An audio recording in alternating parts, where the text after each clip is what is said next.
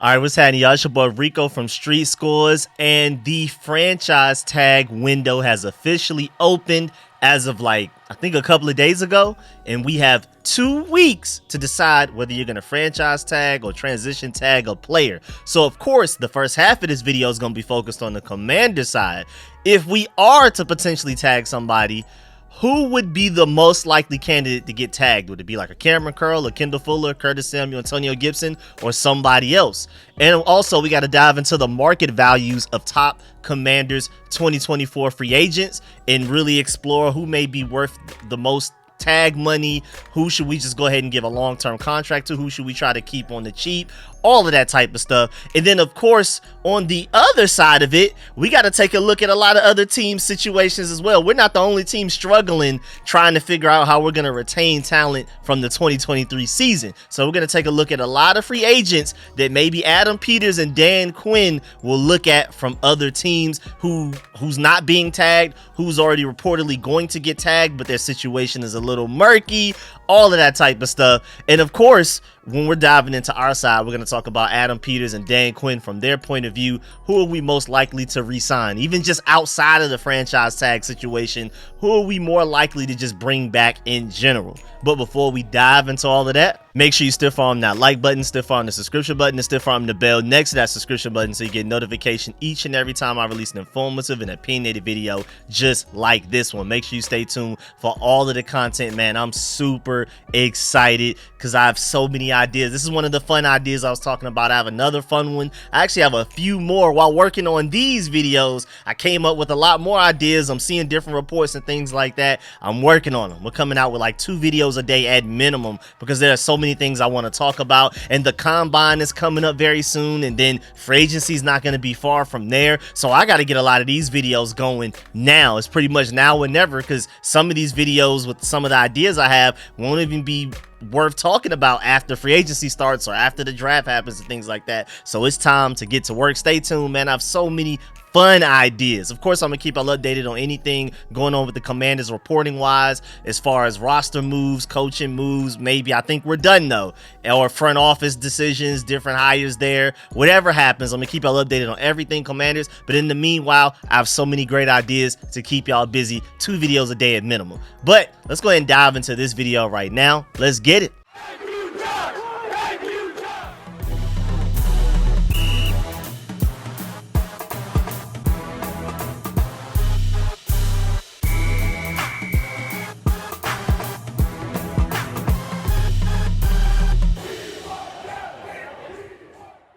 All right, so shouts out to Ben Standig because he did an article for The Athletic and he ranked Commanders' top free agents.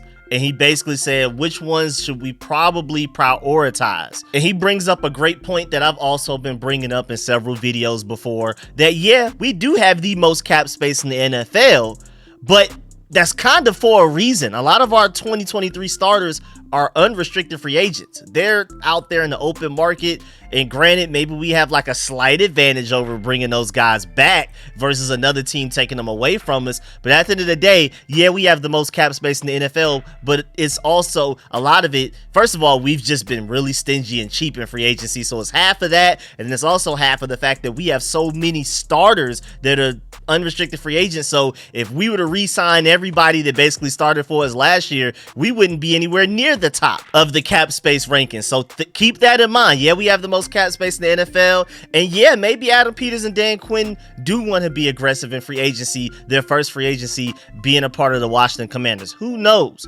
But just remember that we were already only able to win 4 games last year and had the number 2 overall pick for a reason, and then you take that roster and subtract a few of our starters from it, and that's where we're starting from before we enter free agency. I just want to put that into perspective to people. Yeah, it's great to have the most cap space, but again, the reason that we have the most cap space is a little alarming. We already feel like we have team needs with which you look at just evaluating the 2023 roster. Now add to the fact that we'll technically subtract a lot of those starters who we're going to dive into, especially in this video. So he ranks the top Commanders free agents. This is ranked, I'm assuming, by level of importance. So let's get to that. Number 1, we have Cameron Curl, of course.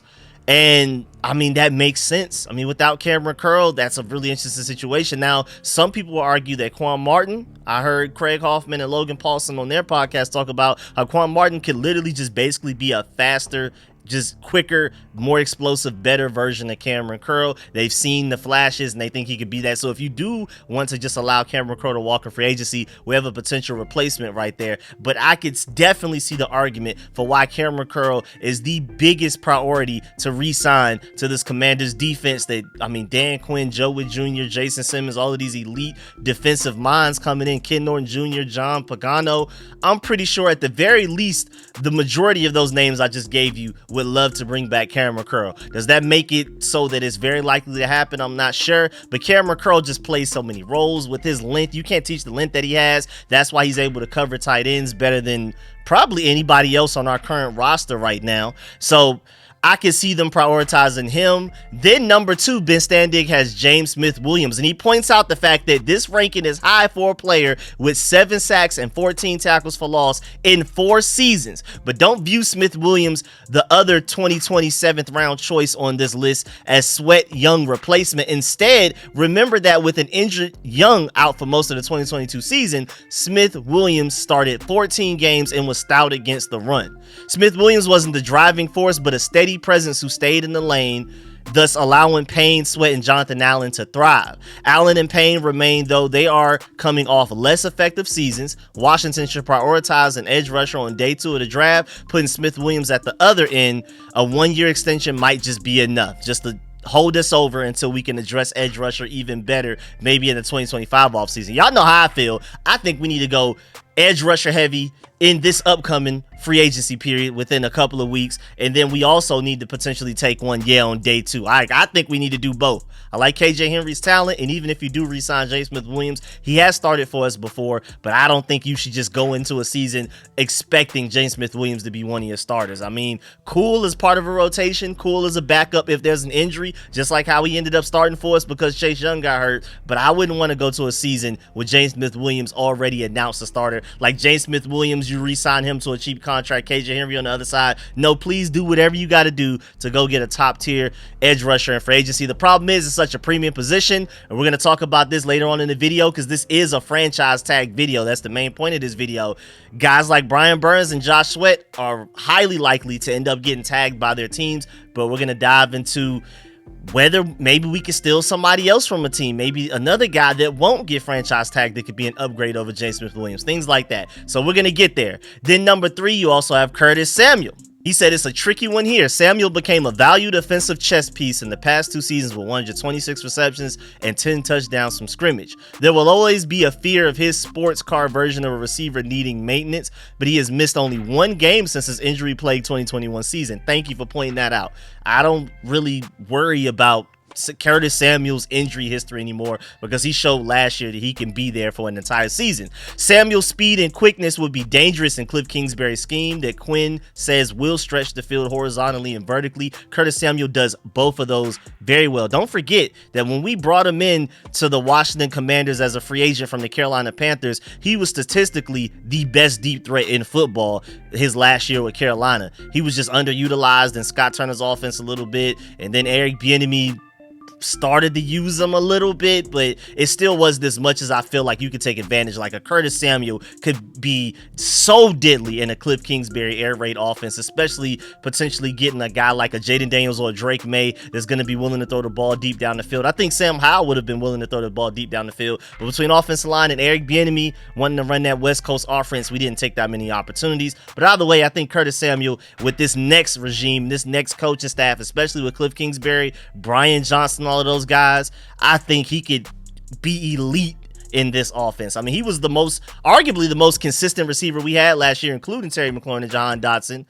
Jahan Dotson, first round pick, Terry McLaurin, face of the franchise. Curtis Samuel, I would argue, outperformed those guys, advanced stats wise, getting open wise, like especially consistency, the guy that you could just see contributing no matter what type of thing.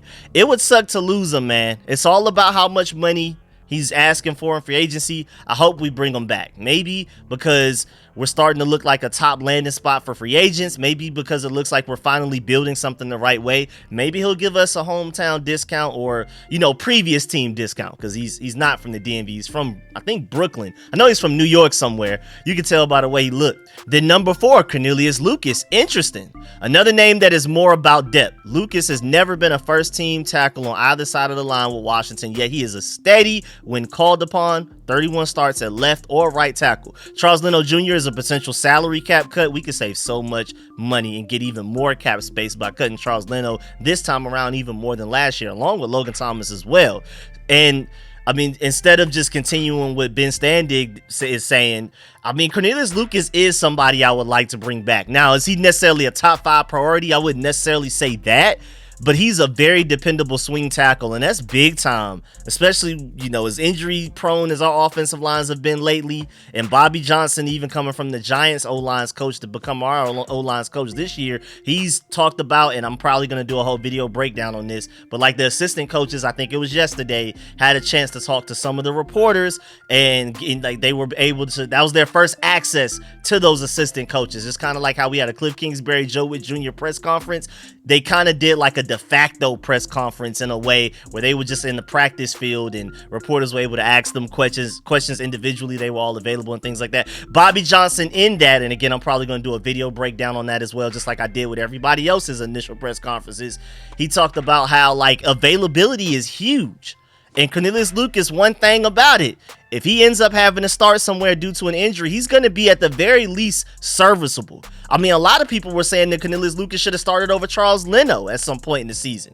Then number 5, Antonio Gibson, one of my favorite potential signings for, if anything, the elite athleticism, the ridiculous ceiling that he has. Again, I want to keep saying it again. There's not a lot of people in the NFL that could have ran that screen for 80 yards like how Antonio Gibson did a couple of years ago against the Bills. Now, granted, we do got to work on that fumble problem, but in Cliff Kingsbury's offense, with him being built like a middle linebacker and being able to run a sub 4.4, like a 4.379 or something like that, that is the type of traitsy freak athlete guy that I think Cliff Kingsbury would love to have in his arsenal. If Antonio Gibson was coming out of the draft right now, we would be praying that Cliff Kingsbury took him in the draft. He's a guy that you could re-sign for very cheap, and I think that's like a kind of like a no-brainer, more so than anything just because of how cheap he's gonna be. If Antonio Gibson was out here asking for Saquon Barkley money, of course not, but it's really interesting.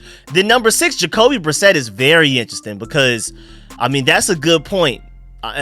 Even just going beyond what Ben Standig says, just from my own thoughts, with there being this whole thing about Sam Howell potentially getting traded away to a team like the Jets, already covered that in the video. We need a backup quarterback, and even if Sam Howell stays, we need like a veteran.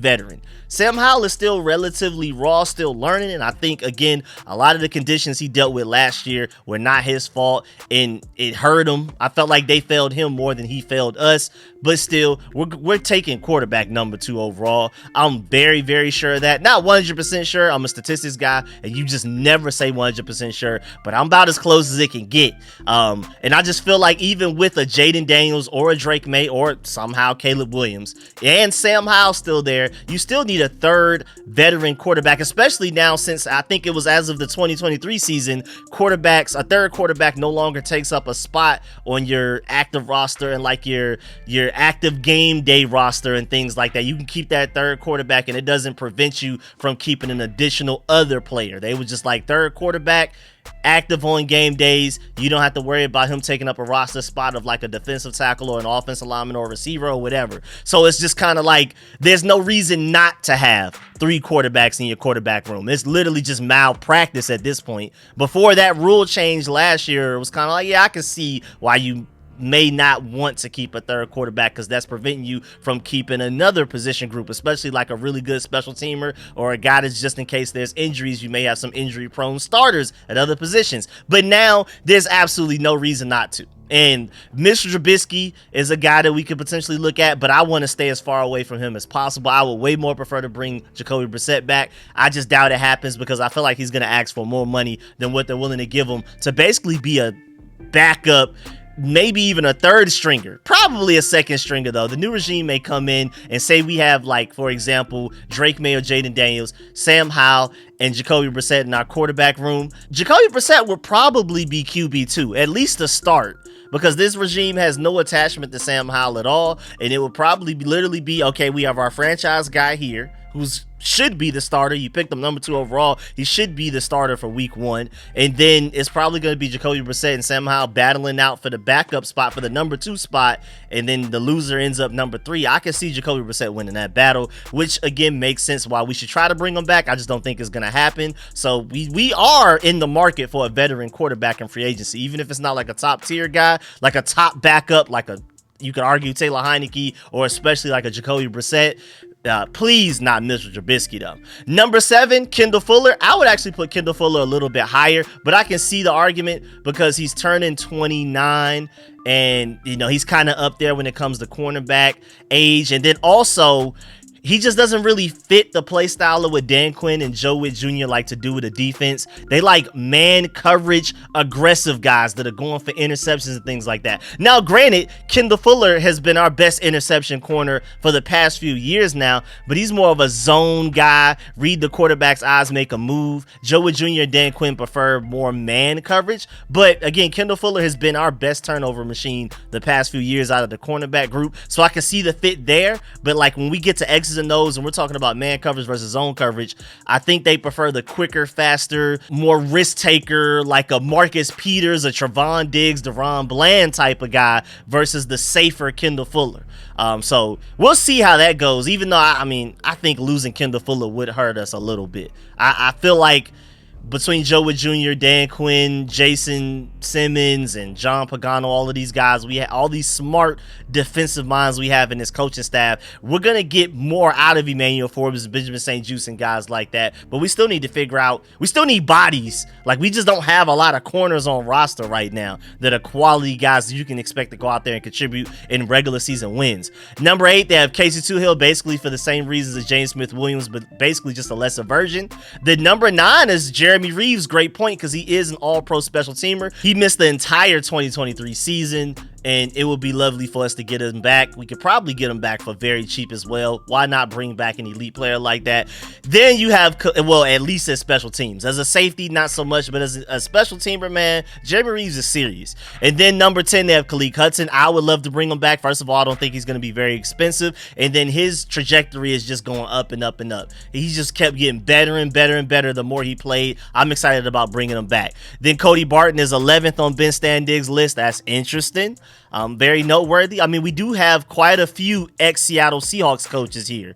So I'm going to talk about that. I'm going to dive deeper into that into another video. But we do have some ex-Seahawks guys here, especially even the Cody Barton's ex-linebackers coach for the Seattle Seahawks before he came to the Commanders is now our assistant special teams coach. Then you also have Larry Izzo, the special teams coordinator from the Seahawks last year. You have Ken Norton Jr., who was the linebackers coach for Seattle way back when, before Cody Barton got there, of course. But we have a lot of ties. Dan Quinn used to be the defensive coordinator there. I think John Pagano may have some ties to Seattle as well, from what I remember. Maybe not, but there's a lot of ex-Seattle guys in this coaching staff. Maybe they'll vouch for Cody Barton. We'll see. I'm not a big Cody Barton fan, but if you just need a guy to fill in a spot, just because some crazy reason through free agency and the draft, we weren't able to go and get a top tier, a top talented linebacker, like say in the draft, maybe second or third round at the latest or something, then I guess maybe after the draft, maybe if Cody Barton's still available, maybe then you get him. But I wouldn't go out there and sign Cody Barton immediately to start free agency. I just personally wouldn't. But at the same time, if you don't, a big need gets even bigger, just to warn y'all. Then number 12, Joey Sly. He's our kicker. Now, unless Larry Izzo and Dan Quinn, Adam Peters have another guy in mind, I think Joey Sly's probably a higher priority than that, because without Joey Sly, we don't have a kicker. Center Tyler Larson is interesting because he's technically a backup center. Hopefully he's a backup center. Hopefully Ricky Stromberg develops. Hopefully we address center in the draft. I love Cedric Van Pran potentially as like a second, third round option. But I'm also just rooting for Ricky Stromberg to get back healthy and to develop some more and become our starting center. And then lastly, he has Sadiq Charles, who is honestly competing for the starting left guard spot with Chris Paul if he is re-signed. So that's an interesting player right there.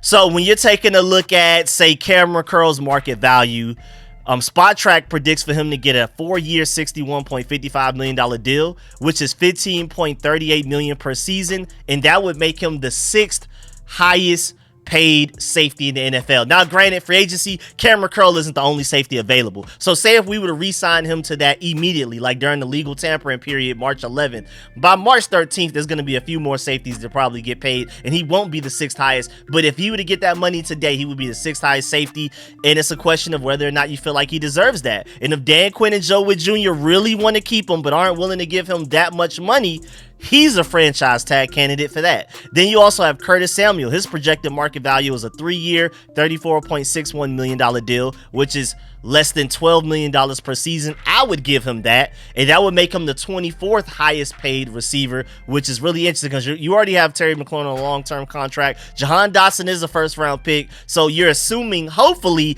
that later on down the line in a couple of years, you're going to pay him to a nice long-term contract. So it would be kind of crazy to have a third receiver on a big-time contract, but at the same time, less than $12 million a year, especially on maybe a 2-year deal. So 2 years from now, we can evaluate whether we need to pay Jahan Dotson, Curtis Samuel, and maybe even Terry McLaurin long term. We can just handle all of that then, instead of giving Curtis Samuel a 4 to 5 year deal. But if they're not willing to give him that, and maybe he's even asking for more than that, that's a franchise tag candidate. I mean, we have quite a few of them. And then again, Kendall Fuller as well. His contract, the way that they're predicting his 3-year, $42.355 million with an average salary of $14 million per year.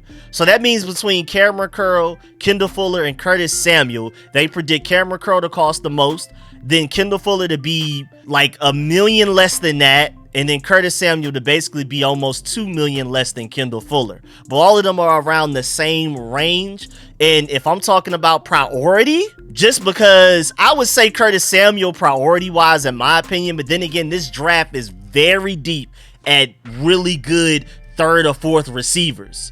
And so you can argue that Cameron Curl is a bigger priority just simply because this receiver class is deeper than the safety class. But if you're just ignoring the draft and what you could potentially get in the draft, I think with Cliff Kingsbury especially, I feel like Curtis Samuel is so much of a great fit that he would be my number 1. Cameron Curl would probably be number 2. And Kendall Fuller may not be number 3. Again, with the fit example that I already gave. I still want to watch a lot more tape on Joe Witt Jr. and Dan Quinn, but then even on top of that, Joe Witt Jr. said in his press conference that you can use that Cowboys tape all you want to, but we're about to come here and change what we do based on the personnel that we have. So maybe even watching more Dallas tape won't even help my situation, but I just don't think Kendall Fuller is very likely to get tagged. I don't think he's very likely to get retained or re-signed at all. Then Antonio Gibson, I highly doubt he gets tagged because if his average annual salary market value is less than $4 million, if he's willing to actually take that, I feel like they would just go ahead and do that. I mean, we lead the NFL in cap space by more than almost $10 million more than the guy in second place. And then if you cut Charles Leno, that gives us an additional 8 or 7. You cut Logan Thomas, that's an additional 5 or 6. We could lead the NFL in cap space by far if you just cut Charles Leno and Logan Thomas, which is very likely because we're probably going to try to address tackle sometime very early in the draft outside of the number 2 pick, probably immediately with our highest 2nd round pick, or maybe even package our 2 high 2nd round picks to trade back up into the late 1st to get a tackle. But I'd be surprised if we left that draft within the first 2 rounds without getting somebody a tackle. So Charles Leno, if they go in with that plan in the draft, they'll probably cut him well before the draft. We'll have that cap space to spend. And then Logan Thomas, I'm pretty sure they're going to do what it takes to, first of all, develop the younger guys under him, and they're probably going to cut him and probably address tight end, maybe both free agency and the draft. We'll see. So I'm just saying all of that to say that we're probably going to have even more money than what we have right now. So when you're imagining, can we re-sign this guy? Can we potentially go out there and get this guy from another team? Just think about the fact that if they want to, we can get even more cap space than what we have. And again, Antonio Gibson being worth less than $4 million per year, it's kind of why not, man? Just go ahead type of thing. And so you also have more free agents. I hope we bring back Jabril Cox on an extremely cheap contract, which it will be because he's a restricted free agent. So it's not like he can really do much with that unless another team wants to match us. But that man was out there on the Cowboys practice squad, and even the Cowboys didn't really want him, and we took them from him. So I doubt there's just competition out there for Jabril Cox, and I want to give him another opportunity. So hopefully we go ahead and get that situation going. FL Bada has a nice ceiling to him, bring him back, but he's not a franchise tag candidate at all. Then you also have like a David Mayo. Don't bring him back, please, under any circumstances. Jamison Crowder, if you don't address punt returner in the draft and or free agency, maybe you bring him back for cheap. Not a franchise tag guy. Byron Pringle, not a franchise tag guy. Terrell Burgess, Alex Armah, Brandon Dillon, Curtis Brooks, Tucker Addington, Alex Ankumbulu, none of those guys are franchise taggable. So out of all of the guys that we basically talked about, all of those unrestricted free agents from the Commanders side of things, really the only guy that I can see realistically even having a chance of being tagged is maybe Cameron Curl or Curtis Samuel, nobody else. And even then, I don't feel like we'll end up franchise tagging anybody. I'm willing to bet my life savings that we don't franchise tag a single person. First of all, just plain old on the surface, the fact that maybe none of these guys aren't worthy of a franchise tag just in general. Again, with Cameron Curl's situation, you could argue Quan Martin is a quicker, faster, more explosive Cameron Curl. He may not be Cameron Curl yet, but a lot of people, including Craig Hoffman and Logan Thomas, said that they feel like he can become that with the trajectory that he's on. So you could basically have a cheaper and arguably potentially better Cameron Curl already if you just let Cameron Curl walk. That's one reason not to franchise tag him. And the same thing with Curtis Samuel. You have some potential free agents that may be worth less to him, that if you want to bring in a wide receiver 3, because that's essentially what Curtis Samuel probably will be. Even though, again, last year he was our most consistent receiver, but you would still argue with Terry McLaurin having the big money, Jahan Dotson being the next first round pick, Curtis Samuel would be our wide receiver 3, and you can go and get one of those in the middle of this upcoming draft for very cheap on a really good cheap rookie deal. And I just don't think it's worth, I don't think the franchise will see it to necessarily be worth bringing him back for the money that he may ask for. I want to, but I don't think they will. But to dive even deeper, since when does a new regime come in and just start franchise tagging players? They're probably ready to just uproot this whole thing and start all the way over, blow this whole thing up, and let's figure out what we want to do. But we're not in the business. We're not attached to these guys enough to franchise tag them. So I highly doubt we franchise tag anybody at all. I mean, we're starting this franchise all the way over, every way imaginable, top to bottom. This is the biggest rebuild that we've seen, at least in my lifetime, that the Burgundy and Gold have ever done. Front office, coaches, literally everybody, training staff. I can't wait to figure out who's going to be a part of the training staff and things like that. We're still waiting on that one as well. So players, even the owner is different. So you got to remember, this is Josh Harris's first free agency and draft with the Commanders. Because remember, he didn't officially buy and control the team until after the draft last year. So this is a whole new situation going into free agency. I highly doubt a new regime just comes in and starts franchise tagging people. That's a little weird of a situation right there. And maybe we won't have to. Again, maybe everybody will buy in and will be willing to take less money with this regime than the money that they probably would have taken if Rivera and Jack DeVrio, Eric Bieniemy, and all of those guys were still here. They probably would have, and Dan Snyder, most importantly, probably would have taxed them versus us. We may get a old team discount, a hometown discount. We'll see how that goes. But also, when it comes to franchise tagging players, does it ever really work out long term? Like, they usually end up just leaving anyway. Like, I'm pretty sure the percentage of franchise tag players that end up with long-term deals with their original team is very low. Not even just for the Burgundy and Gold, around the entire NFL. And we all know as Commanders fans that it has not worked out for us. Anybody that we franchise tag ends up leaving eventually anyway. So is it even worth using it on anybody? But just to let you know, we have the next, 12 days until that deadline comes. Actually, so the 2-week window opened February 20th. You have 2 weeks until 4 p.m. Eastern time on March 5th to assign franchise or transition tags on players. So we have until March 5th, 4 p.m. And again, I highly doubt we tag anybody. But you also got to be on the lookout, because on the other side of the NFL, outside of Commanders Nation, who are some guys that we may be looking at in free agency that may end up getting tagged? I can see the Bengals tagging T. Higgins. I know a lot of people want him in free agency. His franchise tag will be worth $20.71 million.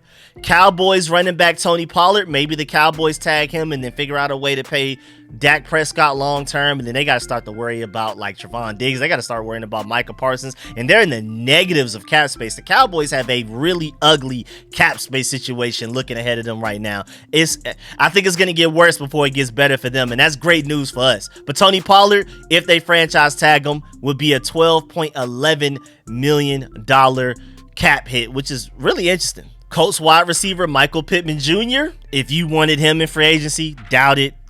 Colts are probably going to tag him, and that deal would cost them $20.71 million. And then now to the guys that I probably want the most in free agency, but I already know it's ugly situations for both of them. The Jaguars are quite likely to tag defensive end outside linebacker Josh Allen, and the Panthers are quite likely to tag edge rusher Brian Burns. Both of those tags will be worth $22.794 million against the cap, as predicted by CBS Sports right now. So it's looking ugly, man. It's looking very ugly. And just to let you know, the combine is February 27th through March 4th, and literally the day after that is when the franchise tag, transition tag deadline is at 4 p.m. It's the day after the final day of the combine. I just felt like that was noteworthy. But yeah, man, a lot of these guys that we want in free agency are probably going to get tagged, sadly. It's quite likely, man. Now the Panthers, I'm working on a video for this, diving into that, because Jacina Anderson had like a really long report,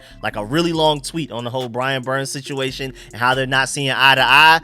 But I wouldn't be surprised if the Panthers just tag them anyway. Just say F it, we'll figure it out later. And then now the Commanders can't get them. And then you also have Antoine Winfield. I've heard reports that the Tampa Bay Buccaneers plan on tagging him, so that's another top free agent at a position that I would love to get, but it sounds like he may not be available either. So a lot of these top free agents, let's just go ahead and go into free agency just assuming that they won't be available, and we need to start looking at that next tier. But a guy that will be available, the Giants said that they will not tag Saquon Barkley, but at the same time, he's going to be way too expensive for my taste. I know Bobby Johnson's probably going to be banging on the table for us to bring him over, our offensive lines coach, ex-Giants offensive lines coach from the past couple of seasons, but I doubt it. That's just too expensive. A running back on his second contract, big money, is already sketchy. So I just, that's ugly. So now we got to start to take a look at like second tier edge rushers.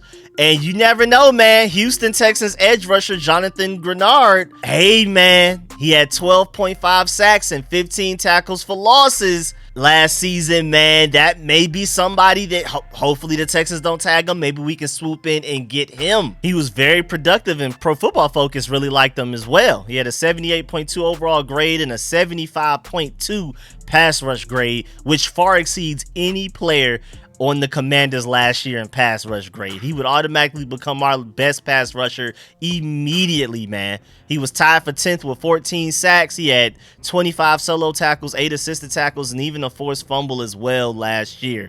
Really interesting guy. Now, granted, they brought him in on pass rush snaps more than anything else.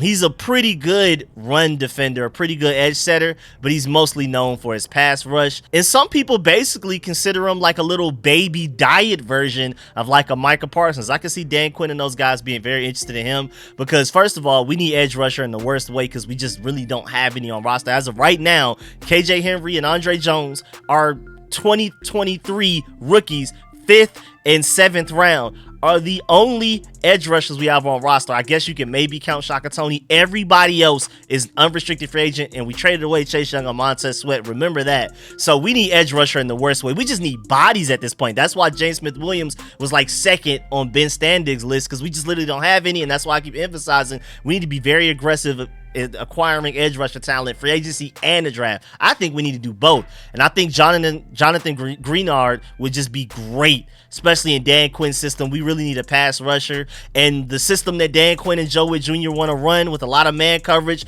a lot of risk-taking corners that are playing on the ball, trying to get interceptions versus like just playing great coverage. You need a great pass rush to achieve that. Without a pass rush, that whole system collapses unless they adjust around the fact that we don't have a great pass rush. I'm sure they want a great pass rusher, and Jonathan Grenard could be a big sleeper guy that we potentially get from the Texans if he doesn't get franchise tag. He may be a guy that they don't necessarily see worthy of being franchise tag. I will gladly take him.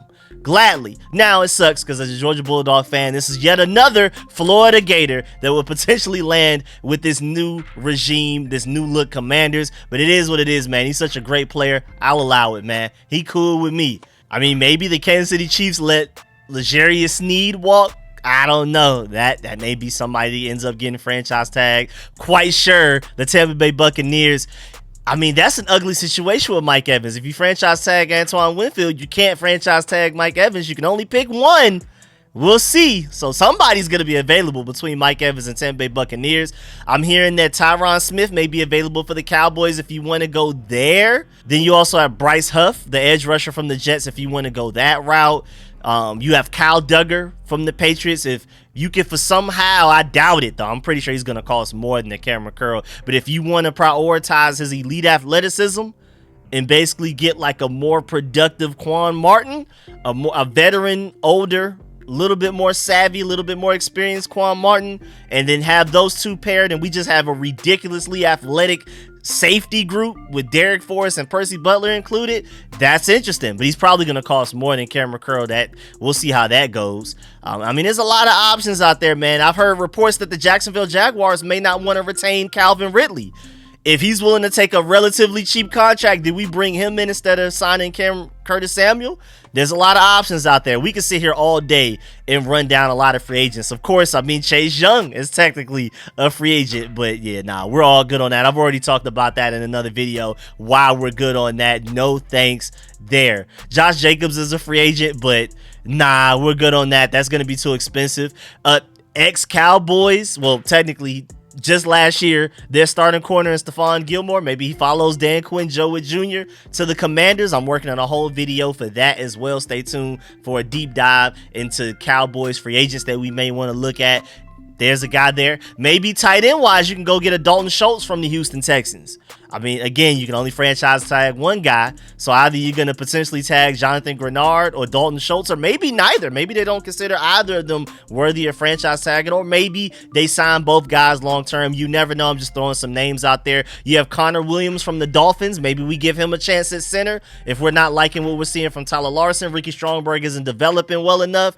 I mean, it's a lot of options out there. And then linebacker, you have Levante David, only getting older though. And then you have like Devin White that was elite at one time. I don't know what happened there. I have absolutely no idea what happened with Devin White. And then you also potentially have like a Patrick Queen. But I feel like if the Ravens were to franchise tag anybody, it would probably be Patrick Queen. I mean, ex-Seahawks. Bobby Wagner, he was just with our assistant special teams coach now, was the linebackers coach for the Seahawks last year. Maybe Bobby Wagner, even as old as he is, but that seems like a move like you're just a really good linebacker away from being a Super Bowl contender. And we're not that yet, so I highly doubt it. But again, we can sit here all day and dive down top free agents lists and things like that. I may save that for a separate video to do like a really deep dive into it, like maybe my top 5 free agents of every position of need that we have. But that's it for now. This was more so just to focus on franchise tags, who we may franchise tag. Again, like I said,